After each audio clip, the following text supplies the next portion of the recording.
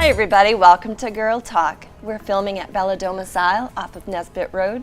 Later we're going to have the good fortune to talk to the owner, Dan Luck, about that tough budgeting decisions that can sometimes trip you up from even getting started. So that's going to be a really valuable conversation. Good topic, yeah. And we were talking with you earlier about how updating a kitchen or bath can really help the sale of a home. So you're going to want to check that out and stay tuned for that. But let's catch up. You did something kind of fun over the weekend. A great experience. I got to MC a really neat charity event that is benefiting a foundation called the Brian Reich Foundation for Paralysis. And do you remember when we had Jenny Addis on? She came on and talked about This Is How We Roll. She was fabulous. She was fabulous. So much fun. And that's actually the event that I got to MC, and it was just such an experience that Jenny just does such a wonderful job and is such an inspiration. You remember her story? She was hit by a drunk driver many years ago and has since been paralyzed and is in a wheelchair and paralyzed from the waist down, and she is just outstanding. She puts together this fashion show every year, and it is for this foundation. So it's called This Is How We Roll because they're in wheelchairs and they are dressed to the nines. The models they come out just extravagant, and they have professional hair and makeup, and they really made this outstanding event. And not only that, but the stage was just incredible. There was smoke machines and they really put on a great event. And the best part, of course, was that they raised just a bunch of money for this foundation. So just really, really cool and just a wonderful event. And I encourage anyone who's interested to, go to their website. She has a great Facebook page. You can donate, and it's just a wonderful cause.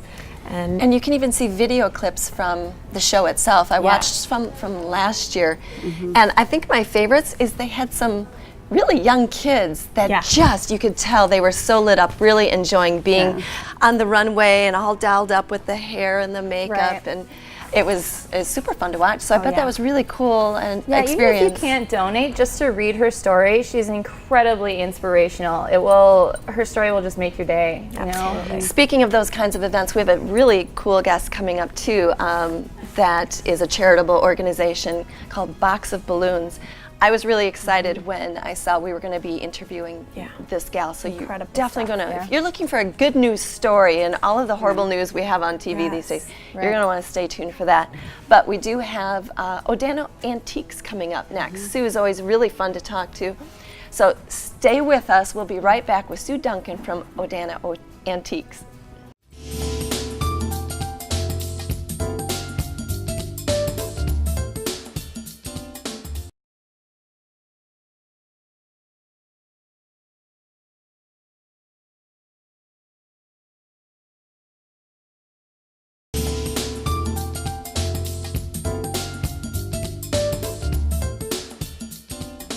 Welcome back to Girl Talk. We are filming here at Bella Domicile today in their fabulous showroom on Nesbitt Road, and we're going to talk antiques. So antique shopping is just becoming more and more popular with all the shows that are teaching us how to reuse and repurpose and just wonderful things. And now we get to talk to Sue Duncan, who joins us from Odana Antiques. We're so excited to have you. Thank you. And we get to talk a little bit about fall. So if you would share with us what's new for fall, and how does the merchandise sort of change and shift as we get into fall? Fall is huge. Gone is all the remnants of summer, all the plantings and boating and that type of activity. And now we have something for your home, your hearth, and your hedge, so to speak.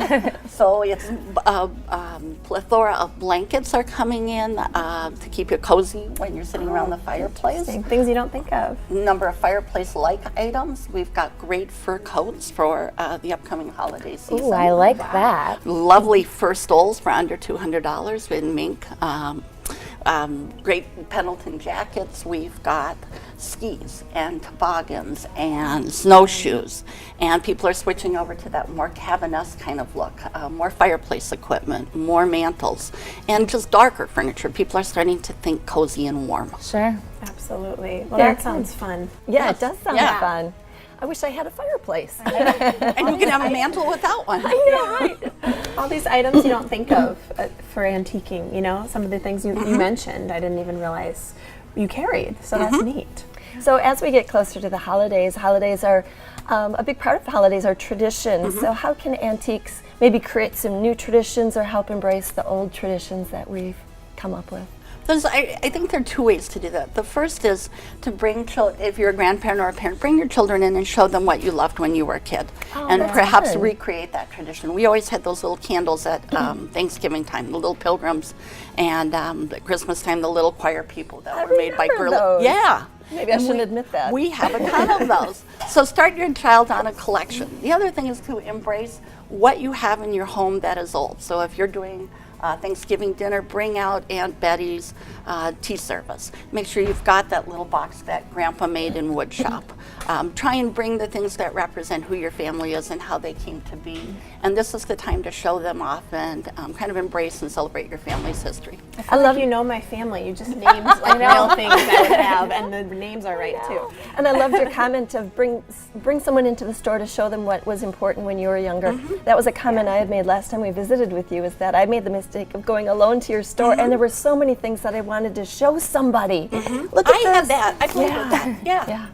So I love doing this in my apartment. My mom sent me a lot of antiques when she sold her house, and I have kind of struggled with mixing in new decor and fitting it with the old. Can you give me some advice on how to decorate with the new and old antiques? Well, first, it's okay to do it your way. It doesn't have to be anybody else's rules for what you like. But I'd like to pick your brain about it, because I bet you could do a pretty good job. I have seen people with amazingly modern furniture add 2 or 3 accent pieces that were from an old country store. So everything's chrome and leather, but there's that great old display cabinet that says Planters Peanuts on it in the side. that. Or they may take gears are popular this year, hugely popular, and film canisters, and they may do a very modern living room with very old industrial type pieces or architectural pieces on the wall. Almost a steampunky kind of thing, but not really, kind of juxtaposing the old and the new. And then the most important part of that is take what has meaning for you. If something really reminds you of your mom or growing up in that house, work that in around your decor, because when you see that, you're going to trigger back to those good feelings from Sure. home. That's what's hard for me, is because I'm only in 670 square feet, and there's just so much. I should focus on a few pieces, right? Storage shed. Yes, that's fun. I love the idea of mixing and matching, and we already are getting close to time. I can't believe it, but I want to ask you about a holiday item really quick, because I love asking you about unusual items that you get. So what's the most unusual holiday item you've ever had? Well, right now, and it's strange, one of our dealers put a skeleton in a 1950s beauty parlor chair. So you come around the corner and there's a full skeleton getting his hair done. Oh gosh. Does a skeleton have hair? No, which is kind of why it's a little strange. Is it in the store or outside? It is in the store. And last year we had a mummified cat, but we pulled that due to interests of better taste. Yeah, I could imagine that. So lots of great items. That is and unusual. some odd That's ones, too. unusual. Love it. You did ask. I did ask. You are correct. Well, thank you so much, Sue. You're Go welcome. see Sue over at Odana Antiques. And we're going to be right back. We're going to be talking to a very unique charity that is helping children in need who are needing a birthday celebration. So stick around. We'll be back with Box of Balloons after this.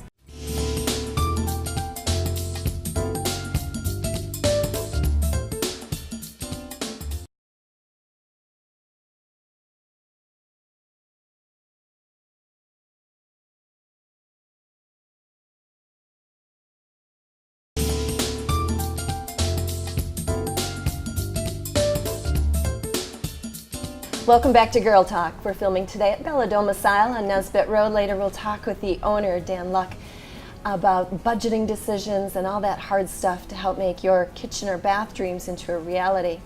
Speaking of dreams into a reality, our next guest does just that, one birthday at a time. If you're looking for a good news story, this is it right here. We have Nicole Moll from Box of Balloons. Thanks for coming in, Nicole. Thank you for having me. We're super excited about this topic. I know I am, and I've been looking forward to talking to you. Tell our guests, our viewers, what Box of Balloons is and does.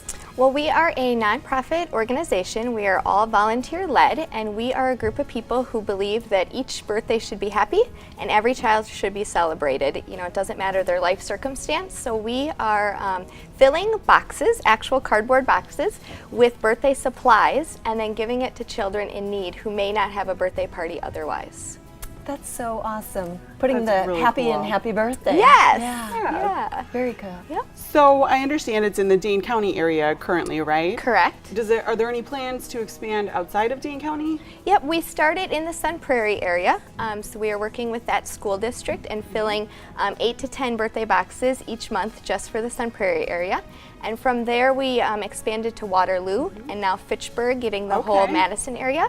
And we just recently expanded to Denver, Colorado, and San Diego, California. Oh, so really yes, stretching. we are. Yeah, our goal is to have a box of balloons in every state across the While United it's States. sad that it's needed, like how cool is it to have that available? Exactly. You know? It has been awesome to see the different locations and the different needs and the Right. leaders there and what they do with it. Yeah. And what a wonderful group of volunteers to get this all together and contribute to these kids that, you know, sometimes we think about some of the other needs that they have, but what a wonderful thing to be able to provide something as simple as a birthday party, but so deserved for Yep. every child. And I understand that you're coming up on a 1-year anniversary, which is very exciting, or We just are. celebrated. And just talk to us about how we can maybe help celebrate with that. This all started last November, just with an idea I had, and I introduced it to a few friends and family members, and from there we have grown. So this November, we're going to celebrate our 1 year, and we are going to have a bingo night at the Nitty Gritty in Sun Prairie, and they are It's a just birthday bar, perfect. exactly. They are the official birthday place. Right. Yes. And they are being very generous and, you know, allowing us to use their big party room, and we're going to do bingo and have appetizers and drinks. So on our website there's a place where you can get your free tickets, and we're just going to have a night of celebration. Lovely, that's wonderful. And as soon as everyone sees what you guys are doing, if they haven't already and they come be a part of that, you're going to hopefully wind up with a lot more volunteers. Yes, too. we hope so. It takes 7 volunteers per birthday box. So we need quite a few people helping out. A couple of the things that I especially enjoyed about it is that you sort of do this on the down low. This is a little anonymous, and I love that the box gets to the parents to empower them to be able to celebrate with a real birthday party. The other thing that was cool that I learned too is that you actually do a little questionnaire to find out more about the individual child, of what their preferences are. Maybe they're a Hello Kitty fan, and so you theme the party to that, or maybe their gift toward that. We do. We use social workers or teachers or community activists to get us requests, and in the interview they say, you know, what are your favorite colors? What kind of theme do you want? So Hello Kitty has been a huge request, and Legos. We always have a ton of Legos and sports themes. So we try to customize each box to really fit that child, so that it's, you know, unique and special for that birthday child. Fantastic. Is there a way that businesses can get involved? Can they sponsor a box of balloons? Yep, each box is about $50. So we have had businesses say, you know what, we just want to give and donate $50, and then we go and fill the box, and then that box is donated from the business. Can they go right to boxofballoons.org to do that? Correct. Yep, Okay. you can make donations on our website. So let's talk a little bit about some of these boxes, and you get all these different requests, I'm sure. All these kids, to Janet's point, have different things that they are enjoying. Is there a most popular theme among kids right now? You know, it's surprising. We do a lot of Hello Kitty. Halloween, we just got a Halloween request, so that is really fun. That sign-up sheet filled up immediately. Everyone was like, oh, awesome, we want to do Halloween. Oh yeah, that's fun. Yeah. You only get to do it once a year. Exactly. So. Sports themes with the boys, that's always popular. Sure. Frozen, is that a big one? I know Frozen's I don't have kids, but I see on Facebook all the time. Yes, Frozen. I think we've done 3 Frozen boxes, and Disney Princess, that's Yeah. always a popular one. Oh, we could talk much more about this. Fantastic. Thank you for doing this, and thank you for coming in to you. talk to us about it. So, Nitty Gritty Bingo Night is when? Yes, November 7th, Friday, November 7th. If you want to be part of this great organization and help them out, check out that. Check out their website. And we'll be right back with the owner of Bella Domicile to talk about design questions and budgeting decisions. We'll be right back.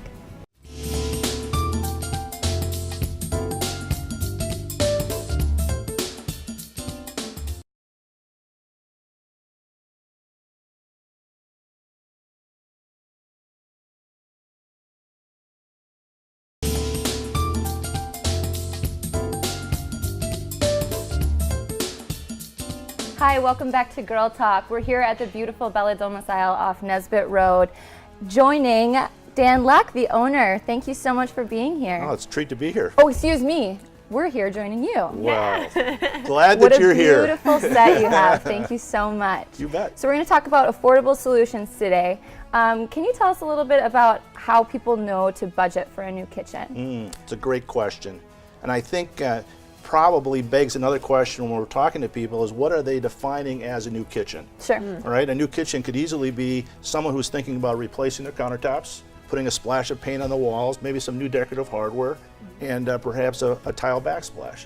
Another new kitchen might be defined as gutting the entire space, totally redesigning the kitchen itself, new appliances, flooring, and lighting, and the whole bit. So there's a wide range.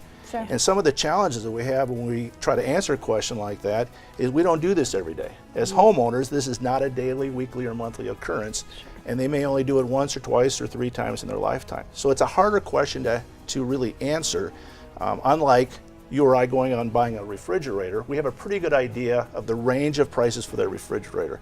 Kitchens are a little more difficult. Yeah. So my suggestion typically is to go out and have a conversation with a neighbor, a friend, or a relative that maybe has already gone through the experience. Ask the questions, what did they invest? And while you're having that conversation, asking other follow-up questions like, how was the experience? What would you do differently? And how are you enjoying that space today? And are you glad that you did it, right? Yeah. So it's a little more of a challenging question. So what we like to do when we're visiting with or sitting down with a potential prospect is ask that question, what kind of kitchen are they thinking about doing? And then we can help them with that budgeting. We actually typically go, once we learn the scope of the project, we can actually go through a 3-column budget, a good, better, best, if you will, so we can get a feel for, give them a feel for what kind of investment do they need to make it happen. Absolutely. Make sense? Yeah. Absolutely. Absolutely. And also, just being a realtor, I think that your realtor would be a good source too, because they Absolutely. can really help you with what, you don't want to overfinish for the area, you don't want to underfinish. So and kitchens sell homes. That's an excellent point. Yeah. As I sit with people when I go out to their homes, the environment that they live in, the neighborhood they live in, we don't want to overspend. We want to get that return on the investment. And one of the things that we preach a lot is let's make sure that this is an investment so that you can get a return on the dollar, unlike you or I going out to eat or buying something where we spend the money but we don't get to it doesn't last tomorrow. Right? Whereas a kitchen can last for a long time. You can enjoy the space today, be dancing in your kitchen, but at the same time when you come to sell at home, we want you to get a return on that investment. And you do. I was chatting with Elise. I saw the award that you won for the best remodeled kitchen. Absolutely. And the first thing I said that will sell that house because it was gorgeous. Thank you. But all right. So here's a question. So remodeling your kitchen and cabinetry, nobody says basic quality. They all say best quality. How do you know? Because there's such a range with cabinetry. There is, and one of the challenges is that everything can look beautiful from the outside. So you really need to get underneath the hood. In our case, open doors and drawers, see what's inside. How easily did the drawers function back and forth? Excuse me. What kind of materials is that drawer made of? Is it wood? Is it particle board? What's the joinery? Is it pinned and glued, or is it a dovetail joint, which is a very strong construction joint? There's just a lot of little things. If you're working with a design consultant, most of them will be able to walk you through what are some of the differences. But there's clearly a difference between something that you might find at a big box store to something that you're going to find more in a showroom like ours or other design elements like that. Yeah, like the quiet close and all that. Those Soft nice close, features. very good. Very good. Well, let's talk a little bit more about, when you're deciding what you can have versus what you need to have, what you want to have. Everyone wants to have the best, right? We all want the best of everything. But I know that Bella Domicile does a lot of work in trying to help us balance because there's a budget in mind. So talk to us about that. Well, you're absolutely right. Everybody comes in with a wish list and they've seen things in the magazines or HGTV and they go, yep, this is exactly what I want. I want everything. And it starts with that conversation. How are you going to use the space? How do you cook? Who's involved in the kitchen? What other activities take place in that kitchen? Because kitchens today are not just for cooking. It's a gathering area. It's a gathering area, exactly. So we really want to pare down what exactly, and not pare down necessarily, but tailor it for that particular family or that particular homeowner. And that starts with that conversation. And so once we get an idea of how the space is going to be used, we can then start talking about what are the things, or the elements that we want to put in that kitchen to make it most efficient and to make it desirable, and again, a kitchen that we can dance in. Yeah, absolutely. Well, So, thank like you said, the kitchen is such an important space in the home. Do you ever suggest that a client phase in the remodeling plan, or is that kind of not the most efficient way to go about it? Well, the easy answer is if you can afford to do it all at one time, that would be the preferred method. Sure. And a lot of things enter into that. Number one, just the sheer inconvenience of being torn up. The kitchen in one room that there is so much going on. When you don't have a kitchen, you can be lost. We get so used to going to our sink and turning it on and getting a glass of water, and one day you wake up and it's gone, you can go into panic mode. So we try to suggest that if you can afford to do it, and you've got the time element involved as well, that you can do this, do it all at one time. There's efficiencies built in where you can have all the subs and all the other people that are involved in the project. We're going to get some efficiencies gained there. But the big one is just not being disrupted. And so if you can do it all at one time, that's the way to do it. So real quick, we're almost out of time, but new construction is really hot right now. So, you know, builders have allowances for kitchen packages. How accurate is that, generally speaking? Well, allowance is a necessary tool to be able to come up with a price of a project. And, you know, and so there is a good way to find out whether or not the allowances are real by just testing them. So my suggestion is you get an allowance, go out and see exactly what you can get for that allowance, whether it's tile or carpeting or cabinetry or countertops. A lot of builders or remodeling contractors may not know what your likes or your desires are. You just need to go out there and test it. And once you do that, you can find out exactly what you want and the costs that are associated with that, you'll make that remodeling or building practice far more enjoyable. Good to know before everything's in writing. Exactly. Yes, thank you so much for this incredible information. All right. And again, thank you for letting us be here. It's a beautiful space. Our pleasure. Thanks for watching Girl Talk, and we'll see you next time.